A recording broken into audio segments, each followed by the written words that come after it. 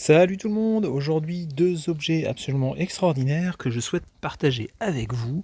Il s'agit de deux objets de sorcellerie, deux bâtons de sorciers. L'un qui nous vient d'Amérique du Nord et l'autre, donc l'un qui est amérindien et l'autre qui nous vient d'Asie du Sud-Est, donc d'Indonésie.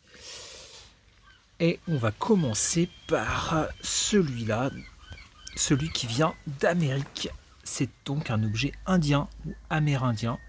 Et donc c'est une lance de sorcier pour peut-être des activités de médecine ou de magie, d'incantation, de spiritualité aussi, parce que c'est avant tout ça dont on parle. Et donc ce qui est vraiment hyper étonnant dans cet objet, on va voir ça en détail, c'est tout un tas de colifichets qui sont accrochés et qui ont une vraie signification, qui ne sont pas là pour faire touriste, pour plaire aux touristes, pour faire pseudo-indien, pour faire western. Non, il y a vraiment derrière un sens, un rattachement à une vraie culture amérindienne, et donc c'est ça qui est hyper intéressant. Alors ce qu'on peut voir en premier déjà, c'est que la lame est en fer forgé. Donc il ne s'agit pas d'un truc en plastique ou d'une lame récupérée sur un couteau ou quelque chose comme ça. Donc on a déjà affaire à quelque chose d'assez vrai, d'assez authentique. Ensuite, on a des plumes. Donc là, en l'occurrence, pas mal de plumes de corbeau. Ici, des plumes noires. Ici également. Hop. Et ce qui est hyper intéressant, alors là on a une autre plume, je sais pas ce que c'est, peut-être une perdrix, quelque chose comme ça. Et ce qui est hyper intéressant dans cet objet, c'est qu'en fait il mélange les matériaux modernes avec des objets réellement traditionnels. En fait, il s'agit d'une lance qui est probablement des années 60, 70, 1960, 1970. Donc il ne s'agit pas d'une lance du 19e siècle, d'une vraie lance d'Indien du Far West, quoi. Il s'agit plutôt d'une lance de ce qu'on va appeler la renaissance culturelle des Amérindiens qui s'est produite dans les années 60 et qui a vu tout un tas de cultures comme ça être redécouvertes, être réappropriées. On pourrait même parler en France des mouvements bretons ou du Larzac, etc. Enfin, toute cette mouvance de retour un petit peu aux traditions qui avait lieu dans les années 60-70. Et donc là, il y a eu ce mouvement chez les Indiens d'Amérique. Et donc ce qui est incroyable ici, c'est qu'on a vraiment des objets qui sont complètement typiques, notamment des crécelles de serpents à sonnette. Donc on en a une ici. Mince, je sais pas si vous entendez.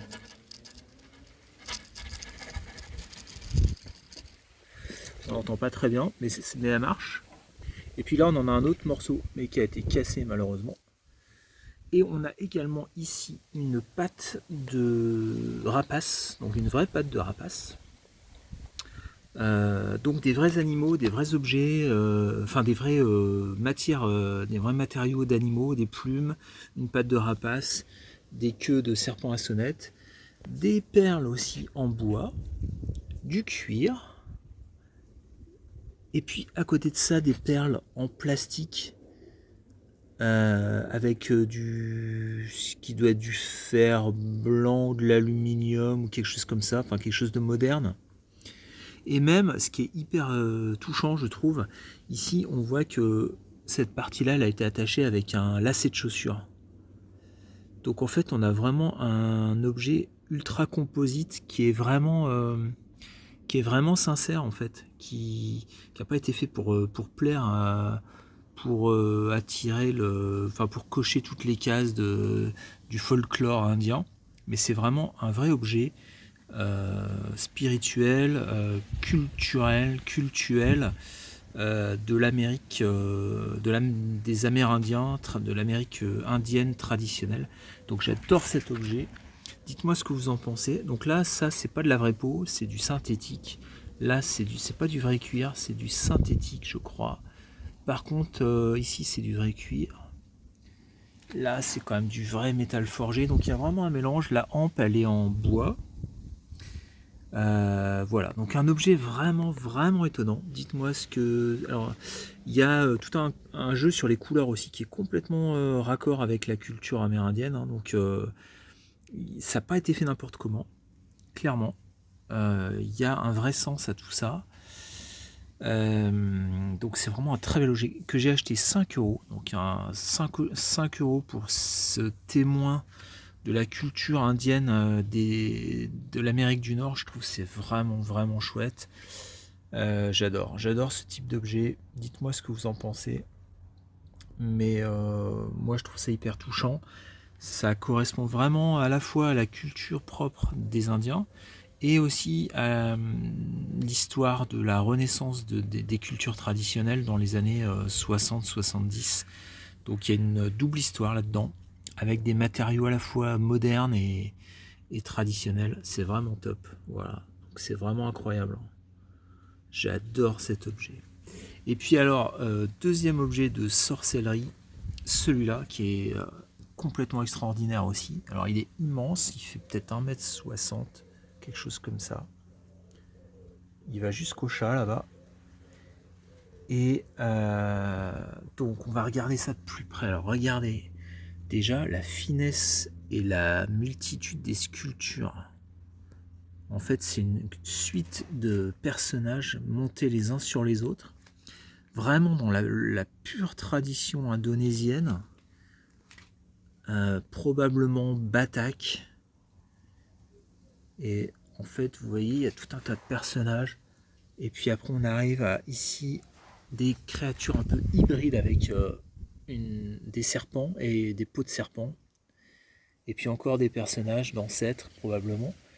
Et ça continue là jusqu'à la fin du bâton.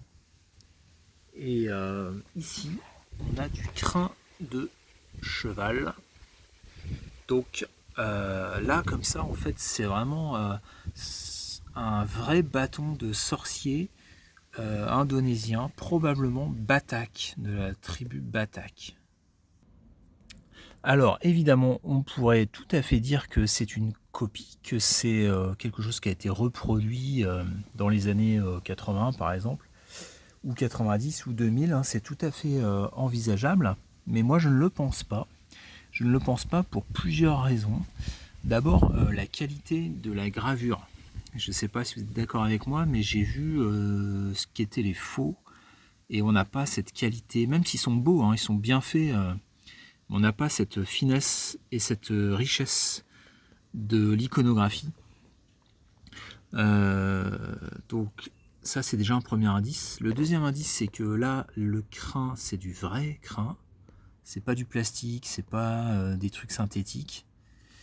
Le troisième indice c'est qu'en fait l'objet il a été ultra frotté je pense par le collectionneur précédent, celui qui l'avait, et il a astiqué ça comme un dingue, ce qui fait qu'il a enlevé énormément de patine. Mais là où il y a encore de la patine, par exemple ici sur ce personnage, ou ici à l'intérieur du bois là, et bien là on voit qu'il y a une très forte patine. Vous voyez ici il a frotté, là il a frotté, là où il a pu il a frotté sur le visage aussi. Mais en fait là où il pouvait pas, passer son torchon, son chiffon, ici par exemple là dans les anfractuosités, et bien là il y a une patine importante. Et il y a des craquelures du bois. Voilà, ici on voit qu'il n'a pas pu frotter. Et ici également. Voilà, donc il y a une vraie patine en fait, mais qui a été très largement enlevée par le propriétaire précédent. Ce qui n'est pas une bonne idée, mais bon, tant pis, c'est comme ça. Ça témoigne aussi des pratiques des collectionneurs d'autrefois, des années 60-70.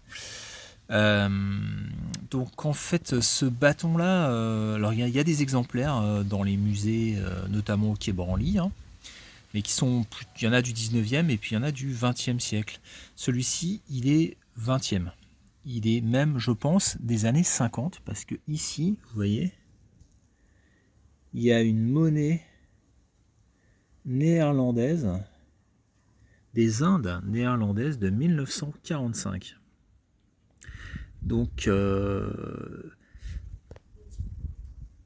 c'est une vraie monnaie de cette époque-là et qui permet de dater l'objet. Alors, on pourrait se dire, oui, mais en fait, ça a été mis là justement pour donner un petit côté authentique à l'objet, en le datant précisément, etc. Eh bien, alors, moi, je ne le pense pas. Alors déjà, pourquoi les Indes néerlandaises? Donc parce que l'Indonésie, c'était une colonie hollandaise, hein, jusqu'en 1949, je crois. Donc cet objet, il pourrait avoir été fait à la fin des années 40 ou au début des années 50.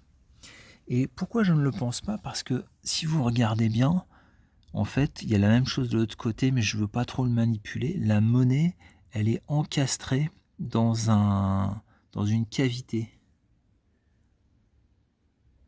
Vous voyez, elle n'est pas collée. Il y a une cavité ici, et en fait, la monnaie a servi à boucher la cavité.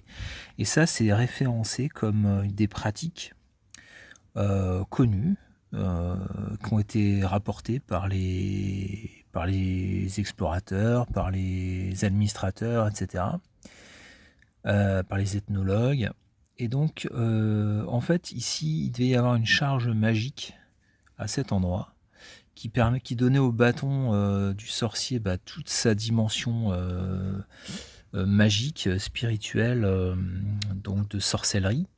Et ensuite, cette cavité, elle était bouchée, soit par un morceau de bois, soit par, ça aurait pu être un coquillage, voilà, plein de choses, une pierre. Et là, mais ça pouvait être aussi des monnaies, et donc des monnaies coloniales, probablement parce qu'il y avait quand même une dimension de pouvoir et de puissance liée aux colonisateurs européens. Et donc, je pense que ça n'est pas juste un gadget qui permet de faire vrai, de faire authentique. Je pense que c'est réellement un vrai bâton de sorcellerie, de datou, donc de prêtre en fait, hein, de prêtre batak, donc du milieu du XXe siècle. Donc c'est quand même une trouvaille assez incroyable que j'ai faite pour 22 €, j'étais fou quand j'ai trouvé ça. Et sur le plan esthétique, je trouve ça magnifique. Vraiment, je trouve ça incroyable.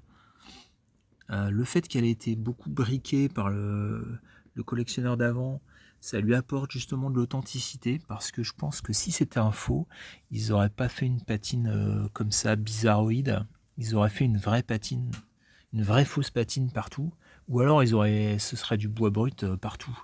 Mais il n'y aurait pas ces nuances-là qui sont pas très très heureuses, mais qui permettent au moins de se dire, ouais, l'objet doit être authentique. Donc voilà, donc un vrai voyage dans la spiritualité du monde, dans les croyances et les pratiques cultuelles des hommes en Amérique et en Asie. Dites-moi ce que vous pensez de ces deux objets. Moi, j'adore ces trucs-là. Je trouve ça hyper touchant, hyper émouvant. Celui-là, c'est vraiment quelque chose qui est à la limite entre l'ancien monde et le monde moderne. Donc, c'est vraiment quelque chose qui est très, très touchant, parce que c'est un vrai, mais d'un monde finissant, en fait. Vraiment, Bon, il faut savoir qu'en Indonésie, dans les années 50, vous pouviez encore vous faire manger, hein. C'était vraiment très très très très arriéré, certaines régions d'Indonésie. Il y avait encore des chasseurs de tête et tout, donc on a du mal à imaginer ça, mais c'est quand même incroyable. Évidemment, quand on voit aujourd'hui que c'est devenu l'Indonésie, un pays ultra développé, qui se développe à toute vitesse, etc., qui se modernise, bon bah voilà, on a du mal à imaginer ça, mais c'était comme ça. C'était comme ça. Et donc, pour faire un lien avec un petit peu des éléments culturels, moi qui aime beaucoup la bande dessinée, j'étais toujours frappé par les épisodes de bande dessinée d'aventure qui se passaient dans des coins comme ça, où on voyait encore des gens qui vivaient avec des pagnes et des lances et des flèches dans les années 60, quoi. Alors que les héros, c'était par exemple des pilotes d'avions américains ou des aventuriers français. Je pense notamment à Buck Danny ou à Bernard Prince.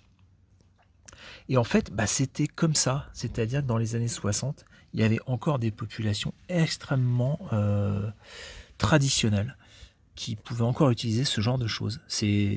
Voilà, faut s'en souvenir parce que dans un monde où aujourd'hui tout est aseptisé et tout est cloné et tout est n'a plus beaucoup on va dire, dans un monde désenchanté, c'est une réalité dont il faut se souvenir. Quant à celui-là, les traditions étaient déjà bien éteintes pour les Indiens, mais quand même, il y avait une renaissance dans les années 60. Et voilà, donc je trouve que c'est un très bel objet. Voilà, dites-moi ce que vous en pensez. Mais moi, j'adore. Ah ouais, et puis sur le plan culturel aussi, si vous voulez faire la liaison avec cet objet, vous pouvez regarder un film avec Val Kilmer. Je crois que ça s'appelle Cœur de tonnerre, il me semble. Où en fait, ça parle de cette époque des années 70 où les Indiens s'étaient un petit peu retrouvés dans leur culture traditionnelle et avaient même affronté les forces du gouvernement. Il y avait eu des espèces d'échauffourées, notamment sur les lieux des grandes batailles de la conquête de l'Ouest. Donc un très bon film, je crois que ça s'appelle Cœur de tonnerre. Voilà, vous trouverez si ça vous intéresse, c'est vraiment super. Et voilà, et je vous dis bonne trouvaille à tous, n'oubliez pas de vous abonner et vive la Chine et la brocante, ciao.